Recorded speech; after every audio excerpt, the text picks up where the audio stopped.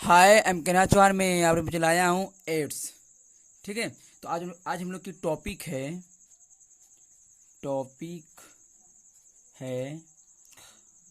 Ads. ठीक है, देखिए लिखा है कि एड्स का पूरा नाम एक्वायर्ड इम्यूनो डिफिशियंसी सिंड्रोम है। यह रोग HIV अर्थात ह्यूमन इम्यूनो डिफिशियंसी वायरस द्वारा होता है। इस रोग से पीड़ित व्यक्ति की रोगों से लड़ने की शक्ति, प्रतिरक्षा तंत्र कमजोर हो जाती है। इस रोग का विषाणु शरीर की रक्षक श्वेत रुधिर कणिकाओं एवं मस्तिष्क की कोशिकाओं में प्रभावित करता है, जिसके कारण कुछ वर्षों बाद शरीर सामान्य रोगों से भी अपना बचाव नहीं कर पाता है। कहने का मतलब है, सामान्य रोग का मतलब ये है कि आपकी जैसे कि आपकी जुखाम हो गया, खांसी हो गया, यानी अन्य प्रकार की बीमारियां छोटी छोटी से हम नहीं लड़ सकते हैं। ठीक है, उसके बाद कह रहा है और अनेक बीमारियों से ग्रसित हो जाता है। कहने का मतलब कि हम लोग को अगर किसी को भी हो जाता है या हम ही को या किसी को भी हो जाता है, तो अगर हमको एड्स हो गया, ठीक है, हमको अगर एड्स हो गया तो उसके वजह से जब हम लोग का शरीर बहुत वीक हो जाएगा तो हम लोग को बहुत अन्य प्रकार की बीमारियां होने लगेंगी। ठीक है, वही कह रहा है कि ग्रसित हो जाता है, अंत में रोगी की मृत्यु हो जाती है। देखिए बहुत ही खतरनाक डेंजरस एक बीमारी है, वायरस है। इससे अगर जिसको हो जाता है, जिसको धर लेता है ना, उसकी ऑटोमेटिक है कि उसकी मृत्यु हो सकती है, क्योंकि ये बहुत खतरनाक वायरस होता है। एड्स को रेड रिबन, देखिए इसी को बोलते हैं रेड रिबन द्वारा व्यक्त किया जाता है। एड्स से पीड़ित व्यक्ति को HIV धनात्मक कहते हैं।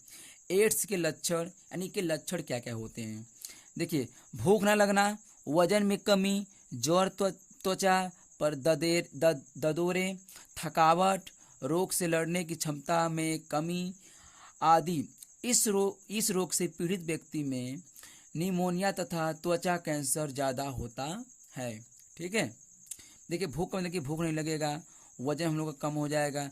जहाँ हम लोग की वजन 45 से 55 है, तो वहाँ घट के आ सकता है हम लोग का 40, यानी 50 आ सकता है, 30 आ सकता है, 40 आ सकता है। ठीक है, यानी डिस्क्रीज होता है, इंक्रीज नहीं हो सकता है। आगे देखिए एड्स के कारण तथा रोकथाम। HIV नामक विषाणु शरीर में पहुंचने से मनुष्य एड्स से पीड़ित हो जाता है। यानी जो आपका मनुष्य है, यानी मनुष्य माने इंसान, वह एड्स से क्या हो जाता है, पीड़ित हो जाता है। एड्स एक खतरनाक जानलेवा तथा लाइलाज रोग है। शरीर में एड्स विषाणु के प्रवेश करने से शरीर की रोगों से लड़ने की शक्ति धीरे धीरे नष्ट हो जाती है। कहने का मतलब अगर एड्स हमारे शरीर में प्रवेश कर जाता है, तो अगर हमारे शरीर में जो रोग अदरवाइज होता है उससे हम नहीं लड़ सकते हैं, क्योंकि वो ऑटोमेटिक हम लोग को एड्स क्या करता है, वो क्लिक कर जाता है, हम लोग को खा जाता है। ठीक है, इससे शरीर रोगों से लड़ने के असमर्थ हो जाता है। इस रोग के विषाणु संक्रमित व्यक्तियों से स्वस्थ व्यक्ति में कई तरीकों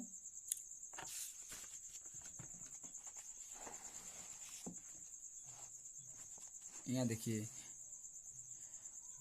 तरीकों से पहुंचते हैं। इनमें से मुख्य रूप से असुरक्षित यौन संबंध, रक्त आधान में संक्रमित व्यक्ति के रुधिर को स्वस्थ व्यक्ति में चढ़ा देने या संक्रमित व्यक्ति द्वारा उपयोग किया गया रेजर ब्लेड या इंजेक्शन से उपयोग से भी यह रोग फैलता है। यह बीमारी संक्रमित गर्भवती माताओं में से बच्चों में भी जा सकती है। एड्स से बचने के निम्नलिखित उपाय। देखिए कहने का मतलब है कि जिसको एड्स हो गया है, ठीक है, अगर हमने उनका यौन संबंध मतलब कि यौन संबंध बना लिए हैं, और उसके बाद अगर हम उनका रेजर ब्लेड इस्तेमाल कर लिए, उनका कपड़ा इस्तेमाल कर लिए, यानी अन्य प्रकार है कुछ भी अगर इस्तेमाल कर लेते हैं, तो ऑटोमेटिक है कि हमको भी बीमारी हो सकती है।